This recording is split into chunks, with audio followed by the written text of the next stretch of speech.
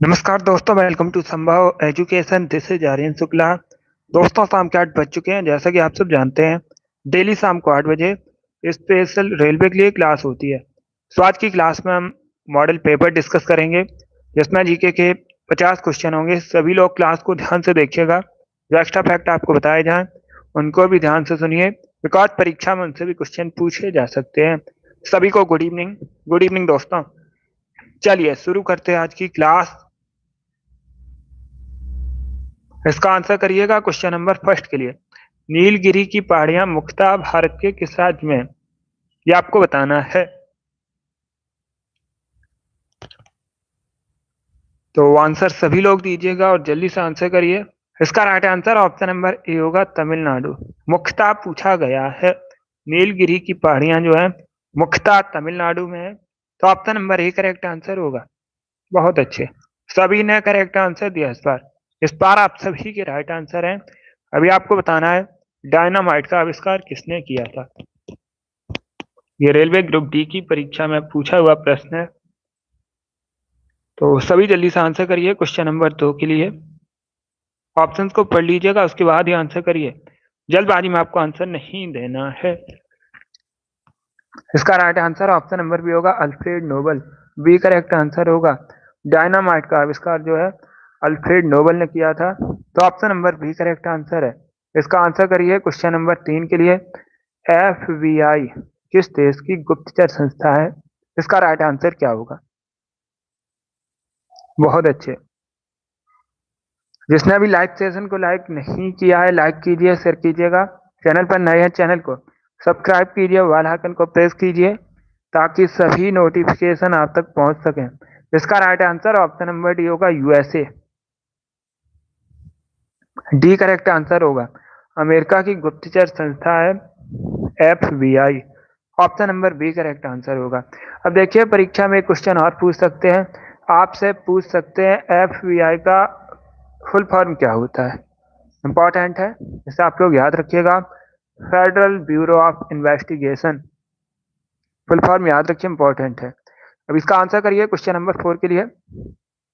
1908 में बाल गंगाधर तिलक को जेल हुई थी। कितने वर्षों की जेल हुई थी, ये आपको बताना है। तो सभी जल्दी से आंसर करिए क्वेश्चन नंबर 4 के लिए। इतिहास से संबंधित क्वेश्चन है। इसका राइट आंसर ऑप्शन नंबर भी होगा, 6 वर्षों की। यस, बी करेक्ट आंसर होगा। 1908 में जेल हुई थी। कब तक? 1914 तक। तो option number B correct answer होगा। अब इसका आंसर करिएगा क्वेश्चन नंबर 5 के लिए। पोंगल त्योहार मुख्यतः कहाँ सेलिब्रेट किया जाता है? यह भी रेलवे की परीक्षा में पूछा हुआ प्रश्न है और मैंने भी आपको कई बार बताया है। तो आप लोग राइट आंसर करिए। देखिए, इसका right answer option number C होगा, तमिलनाडु। सी करेक्ट आंसर होगा। पोंगल त्योहार जो है मुख्यतः तमिलनाडु में सेलिब्रेट किया जाता है। इसका right answer option number C होगा। ए करेक्ट आंसर नहीं होगा। अगर पूछा जाता ओणम कहाँ पर सेलिब्रेट किया जाता है, ये भी इंपॉर्टेंट है, तब आप लोग याद रखिएगा। ओणम केरला संबंधित है, पोंगल तमिलनाडु से संबंधित है। तो option number C correct answer होगा। यस सीमा। अब इसका आंसर करिएगा क्वेश्चन नंबर 6 के लिए।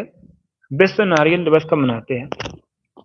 दिवस से संबंधित क्वेश्चन पूछा जाता है। हर शिफ्ट में एक क्वेश्चन दिवस से संबंधित पूछा जाएगा। इंपॉर्टेंट टॉपिक है, तो सभी इसे अच्छे से पढ़िएगा। ए करेक्ट आंसर होगा इसका, 2 सितंबर। दिसंबर करेक्ट आंसर नहीं होगा। इसका right answer option number A होगा। 2 सितंबर को प्रतिवर्ष विश्व नारियल दिवस मनाते हैं। इसका right answer option number A होगा। क्वेश्चन नंबर 7 के लिए सभी जल्दी से आंसर करिए। नंद वंश की स्थापना किसने की थी? सभी जल्दी से आंसर करिएगा। नंद वंश की स्थापना आपको बताना है किसने की थी। गुड इवनिंग सभी को। सभी जल्दी से आंसर करिएगा। बताइए इसका राइट आंसर क्या होगा। ए करेक्ट आंसर होगा, Mahapadmananda. Yes, option number A correct answer है। नंद वंश के संस्थापक महापद्मानंद थे। और अगर पूछा जाए अंतिम शासक कौन थे, तो आप लोग याद रखिएगा, घनानंद नंद वंश के अंतिम शासक थे। अब इसका आंसर करिए क्वेश्चन नंबर 8 के लिए। वाल्मीकि राष्ट्रीय उद्यान कहाँ पर है? तो सभी जल्दी से बताइएगा। भारत के किस राज्य में वाल्मीकि राष्ट्रीय उद्यान है? इसका right answer option number A होगा बिहार में। यस, बिहार में वाल्मीकि राष्ट्रीय उद्यान है। Option number A correct answer है। अब इसका आंसर करिए क्वेश्चन नंबर 9 के लिए। निम्न धातुओं में से कौन सी चमकदार होती है? ये 4 ऑप्शन आपको दिए गए, क्लोरीन, नियोन, फ्लोरीन, आयोडीन। इनमें से कौन सी अधातु चमकदार है? ये साइंस से संबंधित क्वेश्चन है। ऑप्शंस को पढ़ लीजिएगा, उसके बाद ही आंसर करिए। जल्दबाजी में आपको आंसर नहीं देना है। इसका right answer option number D होगा, आयोडीन। डी करेक्ट आंसर होगा। आयोडीन एक चमकदार धातु है। डी करेक्ट आंसर है। अगर पूछा जाए घेंगा रोग किसकी वजह से होता है, तो आप लोग याद रखिएगा आयोडीन की कमी से होता है घेंगा रोग। इंपॉर्टेंट है, पूछा जा चुका है कई परीक्षाओं में प्रश्न। अब इसका आंसर करिए क्वेश्चन नंबर 10 के लिए। इनमें से कौन सी नहर मिस्र में स्थित है? ये 4 ऑप्शन आपको दिए गए हैं, इसमें बताइएगा कौन सी नहर मिस्र में स्थित है। तो सभी जल्दी से आंसर करिए क्वेश्चन नंबर 10 के लिए। ज्योग्राफी संबंधित क्वेश्चन है। ए करेक्ट आंसर होगा स्वेद नहर। Yes, option number A correct answer है। आप लोग याद रखिएगा स्वेद नहर जो है ये मिस्र में स्थित है। क्वेश्चन नंबर 10 का option number A correct answer होगा। क्वेश्चन नंबर 11 के लिए आंसर करिएगा। भारत और पाकिस्तान का जो विभाजन है किस योजना के तहत किया गया था? तो ऑप्शंस को पढ़ लीजिएगा, उसके बाद ही आंसर करिए। जल्दबाजी में आपको आंसर नहीं देना है। इसका right answer option number A होगा, माउंट बैटन योजना। ये करेक्ट आंसर होगा। माउंट बैटन योजना के तहत भारत पाकिस्तान का विभाजन हुआ था। ये करेक्ट आंसर है इसका। क्वेश्चन नंबर 12 के लिए आंसर करिए। मसूड़ों में जो खून है किस विटामिन की कमी से आता है? Vitamin A, vitamin C, vitamin D या फिर इनमें से कोई नहीं? तो इसका राइट आंसर ऑप्शन नंबर भी होगा vitamin C. Yes, B correct answer होगा। विटामिन सी की कमी से मसूड़ों में खून आता है। बी करेक्ट आंसर होगा। विटामिन सी जो मुख्यतः खट्टे फलों में पाई जाती है, ये आप लोग याद रखिएगा। और अगर पूछा जाए विटामिन सी का केमिकल नेम क्या होता है, तो आप लोग याद रखिएगा एस्कॉर्बिक एसिड। इंपॉर्टेंट है, बहुत सी परीक्षाओं में पूछा जा चुका है, सभी लोग याद रखिएगा। विटामिन सी का केमिकल नेम होता है एस्कॉर्बिक एसिड। अब इसका आंसर करिए क्वेश्चन नंबर 13 के लिए। पॉलिटी संबंधित क्वेश्चन है। भारतीय संविधान का कौन सा अनुच्छेद रूल ऑफ लॉ का विस्तृत उल्लेख करता है? इसका राइट आंसर क्या होगा? इनमें से कौन सा आर्टिकल रूल ऑफ लॉ का विस्तृत उल्लेख करता है? तो इसका राइट आंसर ऑप्शन नंबर भी होगा article 14। Yes, B correct answer होगा। आर्टिकल 14 जो है रूल ऑफ लॉ का विस्तृत उल्लेख करता है। क्वेश्चन नंबर 13 का option number B correct answer है। अब इसका आंसर करिएगा क्वेश्चन नंबर 14 के लिए। सॉल्ट रेंज किस देश में स्थित है? ये 4 ऑप्शन आपको दिए गए, भारत, पाकिस्तान, नेपाल, भूटान। इनमें से किस देश में सॉल्ट रेंज स्थित है? तो option number B correct answer होगा पाकिस्तान में। पाकिस्तान इसका राइट आंसर होगा। अब इसका आंसर करिएगा क्वेश्चन नंबर 15 के लिए। मराठा साम्राज्य के अंतिम पेशवा आपको बताने हैं कौन थे? इतिहास से संबंधित क्वेश्चन है। मराठा साम्राज्य के बताइएगा अंतिम पेशवा कौन थे? तो इसका right answer option number D होगा बाजीराव द्वितीय। यस, डी करेक्ट आंसर होगा। बाजीराव द्वितीय मराठा साम्राज्य के अंतिम पेशवा थे। पेशवा किसे कहा जाता था मराठा साम्राज्य में? तो आप लोग याद रखिएगा प्रधानमंत्री को। अब देखिएगा एक क्वेश्चन और पूछा जा सकता है परीक्षा में। क्वेश्चन इस प्रकार से पूछ सकते हैं कि पेशवाई को समाप्त कब किया गया था? तो आप लोग याद रखिएगा 1818 में। यस, 1818 में पेशवाई को समाप्त किया गया था। ये भी इंपॉर्टेंट है, इसे भी आप लोग याद रखिएगा। चलिए आगे बढ़ते हैं। बहुत अच्छे, सभी ने इस बार करेक्ट आंसर दिया है। वेरी गुड दोस्तों, डी करेक्ट आंसर होगा। अब इसका आंसर करिएगा क्वेश्चन नंबर 16 के लिए। सीडी का फुल फॉर्म बताइए क्या होता है? सीडी का फुल फॉर्म आपको बताना है। इसका right answer option number A होगा compact disc. Yes, option number A correct answer है। सीडी का फुल फॉर्म होता है कॉम्पैक्ट डिस्क। क्वेश्चन नंबर 17 के लिए आंसर करिए। यह भी इतिहास से संबंधित क्वेश्चन है, मॉडर्न हिस्ट्री से संबंधित प्रश्न है। 1905 में बंगाल विभाजन हुआ था। कई बार मैंने आपको बताया भी है। इसके पीछे ब्रिटिश सरकार का मुख्य उद्देश्य क्या था? क्यों किया गया था बंगाल विभाजन? तो सभी जल्दी से बताइएगा। क्वेश्चन नंबर 17 का करेक्ट आंसर क्या होगा? अब एक क्वेश्चन और पूछा जाता है, जब बंगाल विभाजन हुआ था 1905 में, उस समय वायसराय कौन था? तो नाम याद रखिएगा, लॉर्ड कर्जन उस समय भारत का वायसराय था। और बंगाल विभाजन इसलिए किया गया था, बंगाल में बढ़ते हुए राष्ट्रवाद को दबाना। क्या उद्देश्य था मुख्य? जो राष्ट्रवाद था उसको दबाना, बढ़ते हुए राष्ट्रवाद को दबाना, इसीलिए किया गया था बंगाल विभाजन। तो option number C correct answer होगा क्वेश्चन नंबर 17 का। सी करेक्ट आंसर है। अब इसका आंसर करिएगा क्वेश्चन नंबर 18 के लिए। मैरी कॉम किस खेल से संबंधित है? इसका राइट आंसर होगा ऑप्शन नंबर सी, मुक्केबाजी। सी करेक्ट आंसर होगा। ये भारत की महिला बॉक्सर हैं। कौन? Mary Kom. C correct answer होगा। सी करेक्ट आंसर होगा इसका। मुक्केबाजी करेक्ट आंसर होगा, बॉक्सिंग। क्वेश्चन नंबर 19 के लिए आंसर करिएगा। सभी जल्दी से आंसर करिए क्वेश्चन नंबर 19 के लिए।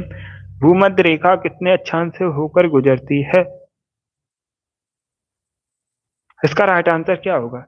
देखिए, right answer option number A होगा, 0 डिग्री अक्षांश से होकर। यस, ए करेक्ट आंसर है। भूमध्य रेखा जो है पृथ्वी को 2 बराबर भागों में बांटती है और ये काल्पनिक रेखा है। इसे इक्वेटर भी कहा जाता है। 0 डिग्री अक्षांश से गुजरती है। ए करेक्ट आंसर होगा। अब इसका आंसर करिएगा क्वेश्चन नंबर 20 के लिए। सभी जल्दी से आंसर करिए क्वेश्चन नंबर 20 के लिए। किस शासक ने एक नए मंत्रालय दीवान रियासत की स्थापना की थी? वाणिज्य मंत्रालय था ये, दीवान रियासत। तो इसका राइट आंसर होगा ऑप्शन नंबर ए, अलाउद्दीन खिलजी। ए करेक्ट आंसर होगा। अलाउद्दीन खिलजी ने एक नए मंत्रालय दीवान रियासत की स्थापना की थी। Option number A correct answer है। अब इसका आंसर करिएगा क्वेश्चन नंबर 21 के लिए। जांग वन्यजीव अभ्यारण्य जो है ये कहाँ पर है?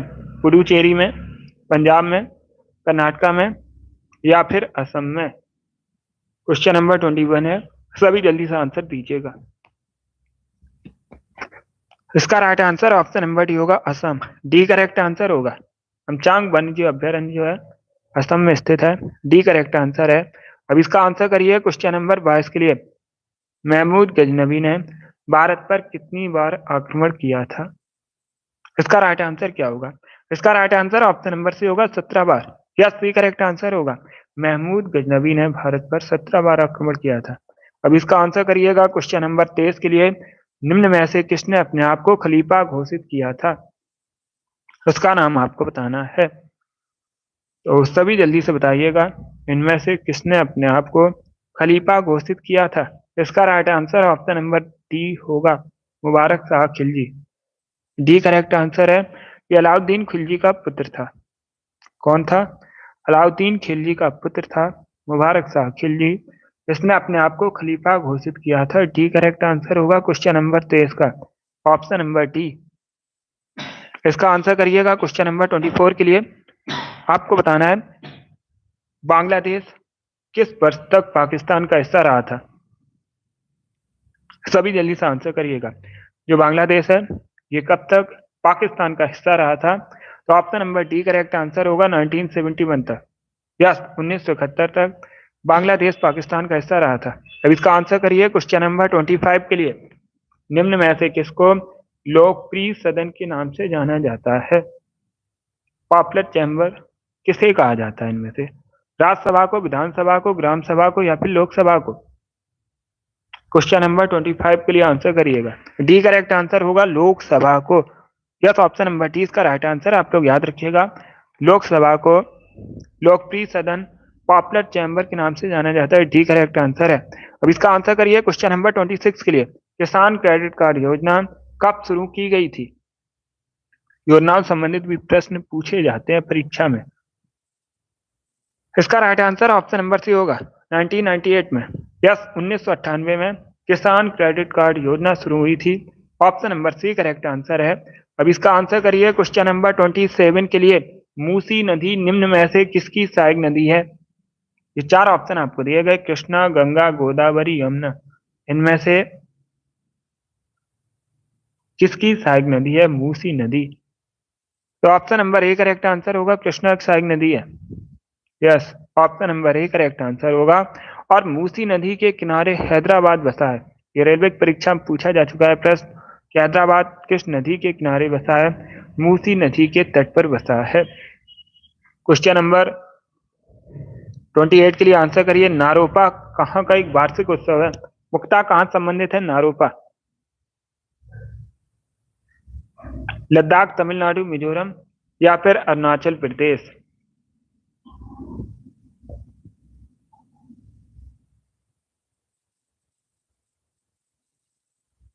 इसका right answer option number A होगा, Ladakh. Yes, option number A correct answer है। नारोपा लद्दाख का एक वार्षिक उत्सव है, तो ऑप्शन नंबर ए इसका राइट आंसर है। Good evening. अब इसका आंसर करिए क्वेश्चन नंबर 44 के लिए। सभी जल्दी से आंसर करिए क्वेश्चन नंबर 44 के लिए। इनमें से कौन सा राज्य चारों ओर से भूमि से घिरा है? तो सभी जल्दी से आंसर करिए, बताइए इनमें से कौन सा राज्य चारों ओर से भूमि से घिरा है? गुजरात, आंध्र प्रदेश, मध्य प्रदेश या फिर केरला? तो इसका right answer option number C होगा, मध्य प्रदेश। सी करेक्ट आंसर होगा। मध्य प्रदेश चारों ओर से भूमि से घिरा है, सी करेक्ट आंसर होगा इसका। अब इसका आंसर करिए क्वेश्चन नंबर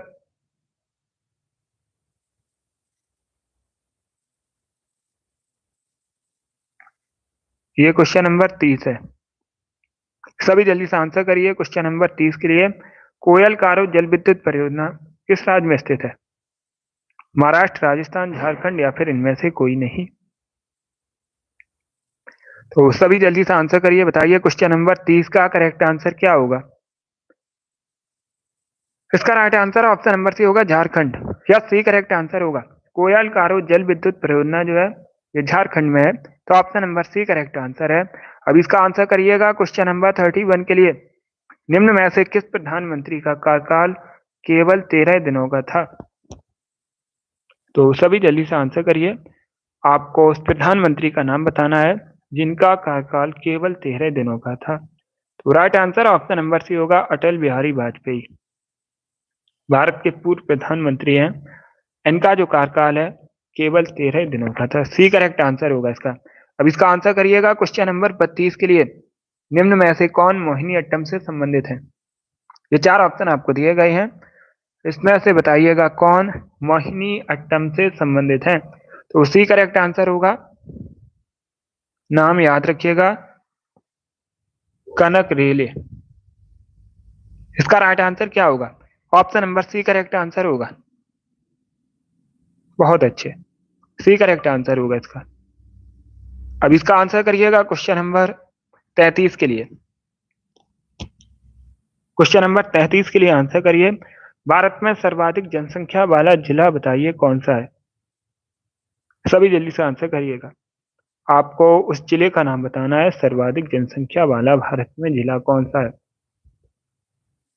सबसे अधिक जनसंख्या भारत में किस राज्य में? उत्तर प्रदेश में है। कई बार मैंने आपको बताया भी, आप लोग जानते भी होंगे। जनसंख्या घनत्व पूछा जाए तो आप लोग याद रखिएगा, बिहार में है। इसका right answer option number A होगा, थाड़े। यस, ऑप्शन नंबर ही करेक्ट आंसर है। भारत में सबसे अधिक जनसंख्या वाला जिला है थाड़े, ए करेक्ट आंसर होगा। कहाँ पर है, कहाँ का जिला है? महाराष्ट्र का जिला है, ए करेक्ट आंसर होगा इसका। और सबसे कम जनसंख्या वाला अगर पूछा जाए, ये सब सर्वाधिक जनसंख्या वाला है। सबसे अधिक जनसंख्या वाला है ठाणे, सबसे कम जनसंख्या वाला पूछा जाए तो आप लोग याद रखिएगा, देवांग घाटी। इन दोनों जिलों के नाम याद रखिएगा। अब इसका आंसर करिएगा क्वेश्चन नंबर 34 के लिए। महात्मा गांधी साउथ अफ्रीका में कितने वर्ष रहे थे? इसका right answer option number B होगा, 21 वर्ष। बी करेक्ट आंसर होगा। अब इसका आंसर करिए क्वेश्चन नंबर 35 के लिए। सभी जल्दी से आंसर करिएगा क्वेश्चन नंबर 35 के लिए। तहजीब उल अखलाक किसकी रचना है? लेखक आपको बताने हैं। इसका right answer option number C होगा, Syed Ahmad Khan. C correct answer होगा। तहजीब उल अखलाक जो है सैयद अहमद खां की रचना है, सी करेक्ट आंसर होगा। चलिए आगे बढ़ते हैं।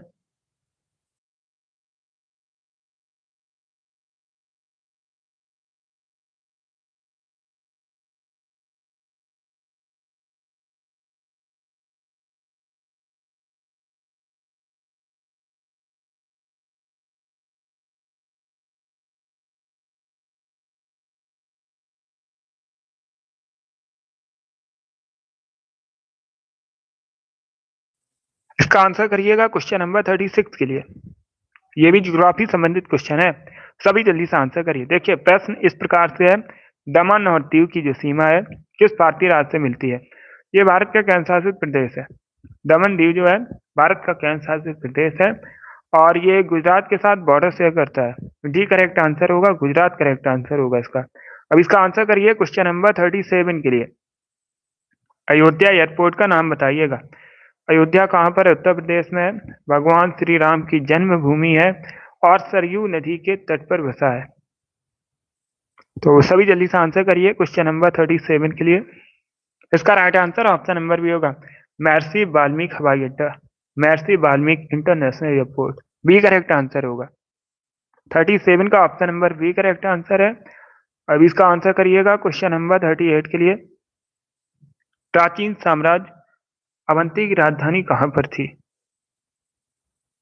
अवंती की राजधानी आपको बतानी है, वैशाली, कौशाम्बी, उज्जैन या फिर अयोध्या। तो सभी जल्दी से आंसर करिएगा क्वेश्चन नंबर 38 के लिए। इसका right answer option number C होगा, उज्जैन, सी करेक्ट आंसर होगा। अवंती साम्राज्य की राजधानी थी उज्जैन। उज्जैन कहाँ पर है? वर्तमान में मध्य प्रदेश में है। महाकालेश्वर मंदिर उज्जैन में है। और अगर पूछा जाए क्षिप्रा या शिप्रा नदी किनारे बसा है उज्जैन, ये भी इंपॉर्टेंट है, इसे भी आप लोग याद रखिएगा। इसका आंसर करिएगा क्वेश्चन नंबर 39 के लिए। सत्रिया नृत्य शैली मुख्यतः किस राज्य से संबंधित है? तो सभी इसका आंसर करिए, बताइए इसका राइट आंसर क्या होगा। सत्रिया नृत्य शैली जो है ये आपको बताना है मुख्यतः किस राज्य से संबंधित है। इसका right answer option number A होगा, असम। यस, ए करेक्ट आंसर होगा, मुख्यतः असम से संबंधित है।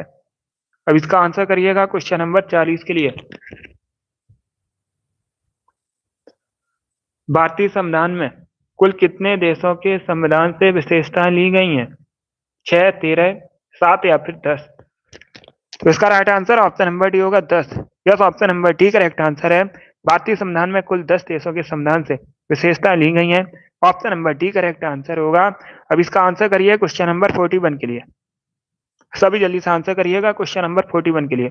आपको बताना है भारत की जो भू सीमाएं हैं कितने देशों के साथ जुड़ी हैं? 6, 16, 7 या फिर 8? तो इसका right answer option number C होगा, 7। या सी करेक्ट आंसर होगा। भारत अपनी भू सीमाएं 7 देशों के साथ साझा करता है, सी करेक्ट आंसर होगा। सबसे लंबा बॉर्डर बांग्लादेश के साथ शेयर करता है भारत, इंपॉर्टेंट है, इसे याद रखिएगा। और सबसे कम अफगानिस्तान के साथ बॉर्डर शेयर करता है। अब इसका आंसर करिए क्वेश्चन नंबर 42 के लिए। सभी जल्दी से आंसर करिए क्वेश्चन नंबर 42 के लिए। ये अभी क्वेश्चन आपको बताया था, ये रिपीटेड क्वेश्चन है। इसका right answer option number C होगा, सैयद अहमद खान। इसका आंसर करिएगा क्वेश्चन नंबर 43 के लिए। आपको बताना है निम्न में से कौन सा देश sugar ball of the world के नाम से जाना जाता है? चीनी का कटोरा किसे कहते हैं? क्या करेक्ट आंसर होगा? इसका राइट आंसर होगा अमेरिका, भारत, ब्राजील या फिर क्यूबा। इस प्रकार से ऑप्शन हैं। अगर पूछा जाए भारत में चीनी का कटोरा किसे कहते हैं, तो आप लोग याद रखिएगा उत्तर प्रदेश को। भारत में चीनी का कटोरा किसे कहते हैं? उत्तर प्रदेश को कहते हैं, क्योंकि उत्तर प्रदेश में भारत में सबसे अधिक गन्ने का उत्पादन होता है। उत्तर प्रदेश में क्या होता है? भारत में सबसे अधिक गन्ने का उत्पादन होता है। और इसका right answer option number D होगा, क्यूबा। यस, क्यूबा को चीनी का कटोरा, sugar bowl of the world के नाम से जाना जाता है। डी करेक्ट आंसर होगा। 43 के लिए आंसर करिएगा। कोगती वन्यजीव अभ्यारण्य कहाँ पर है? सभी जल्दी से आंसर करिए क्वेश्चन नंबर 43 के लिए। कोगती वन्यजीव अभ्यारण्य आपको बताना है किस राज्य में है? उत्तर प्रदेश, गुजरात, हिमाचल प्रदेश या फिर तमिलनाडु में? तो सभी जल्दी से आंसर करिएगा क्वेश्चन नंबर 43 के लिए। इसका right answer option number C होगा, Himachal Pradesh, C correct answer होगा। कोगती वन्यजीव अभ्यारण्य जो है ये हिमाचल प्रदेश में, सी करेक्ट आंसर होगा इसका। हिमाचल प्रदेश करेक्ट आंसर होगा। क्वेश्चन नंबर 44 के लिए आंसर करिएगा। प्रकाश तरंग किस प्रकार की तरंग है? ये भी साइंस से संबंधित क्वेश्चन है, सभी जल्दी से आंसर करिएगा क्वेश्चन नंबर 44 के लिए। प्रकाश तरंग जो है ये किस प्रकार की तरंग है? तो option number A correct answer होगा अनुप्रस्थ। Yes, option number A correct answer है। आप लोग याद रखिएगा, प्रकाश तरंग एक अनुप्रस्थ तरंग है। Option number A correct answer होगा। अब इसका आंसर करिए क्वेश्चन नंबर 45 के लिए। कोशिका के वैज्ञानिक अध्ययन को क्या कहते हैं? एनटीपीसी की परीक्षा में पूछा हुआ प्रश्न है। आरआरबी एनटीपीसी की परीक्षा में यह प्रश्न पूछा गया था कि कोशिका के वैज्ञानिक अध्ययन को क्या कहते हैं? इसका right answer option number D होगा, साइटोलॉजी। साइटोलॉजी कहलाता है। डी करेक्ट आंसर होगा, बी करेक्ट आंसर नहीं होगा, डी करेक्ट आंसर होगा इसका। अब इसका आंसर करिएगा क्वेश्चन नंबर 46 के लिए। निम्न में से किस भारतीय राज्य में शंकुधारी पेड़ पाए जाते हैं? ये चार ऑप्शन आपको दिए गए हैं, उत्तर प्रदेश, मध्य प्रदेश, उत्तराखंड, बिहार। तो सी करेक्ट आंसर होगा उत्तराखंड, हिमाचल प्रदेश। इन सभी में शंकुधारी पेड़ पाए जाते हैं। सी करेक्ट आंसर होगा। इनमें से पूछा गया है तो उत्तराखंड करेक्ट आंसर होगा। अब इसका आंसर करिएगा क्वेश्चन नंबर 47 के लिए। क्वेश्चन नंबर 47 इस प्रकार से है, पृथ्वी अपने अक्ष पर एक चक्कर कितने समय में पूरा करती है? तो सभी जल्दी से आंसर करिए। इसका right answer option number B होगा, 23 घंटे 56 मिनट 4 सेकंड लगते हैं एक चक्कर पूरा करने में। इसी से दिन और रात होता है। तो बी करेक्ट आंसर होगा इसका। कितना समय लगता है? 23 घंटे 56 मिनट और 4 सेकंड। बी करेक्ट आंसर होगा इसका। अब इसका आंसर करिएगा क्वेश्चन नंबर 48 के लिए। सभी जल्दी से आंसर करिए क्वेश्चन नंबर 48 के लिए। ये अच्छा क्वेश्चन है। पहले क्वेश्चन को पढ़िएगा, समझिए, उसके बाद ही आंसर करिए। निम्न में से किस खनिज से आतिशबाजी में हरा रंग उत्पन्न होता है? आपको बताना है आतिशबाजी में जो हरा रंग है ये किस खनिज से उत्पन्न होता है? बेरियम, सोडियम, कॉपर या फिर जस्ता। तो इसका right answer option number A होगा, बेरियम की वजह से होता है आतिशबाजी में हरा रंग उत्पन्न। तो ए करेक्ट आंसर होगा इसका। यस, बहुत अच्छे। अब इसका आंसर करिएगा क्वेश्चन नंबर 49 के लिए। पीतल किन धातुओं से मिलकर बनी होती है? पीतल क्या एक मिश्र धातु है। मिश्र धातु दो या दो से अधिक धातुओं से मिलकर बनी होती हैं। तो अभी आपको बताना है पीतल जो है किन धातुओं से मिलकर बनी होती है। कॉपर आयरन, जस्ता आयरन, कॉपर या जस्ता या फिर निकल जस्ता। इसका right answer option number C होगा, कॉपर और जिंक। या सी करेक्ट आंसर होगा, कॉपर और जस्ता से मिलकर बनी होती है पीतल। तो सी करेक्ट आंसर होगा। और इस बार आप सभी ने करेक्ट आंसर दिया, very good, C correct answer है। बहुत अच्छे। चलिए दोस्तों, आज की क्लास में हमने 49 क्वेश्चन डिस्कस किए। एक क्वेश्चन कम था। कल की क्लास में एक क्वेश्चन ज़्यादा डिस्कस करेंगे। 49 क्वेश्चन थे आज की क्लास में।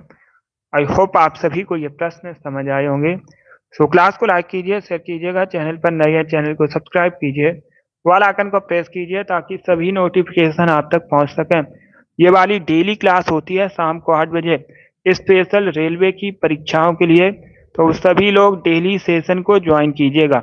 अगली क्लास होगी कल सुबह 10 बजे। टाइम को याद रखिएगा और सेशन को ज्वाइन कीजिए। चलिए, इसी के साथ मैं आपको मिलूंगा अगली क्लास में। Thank you guys, thank you for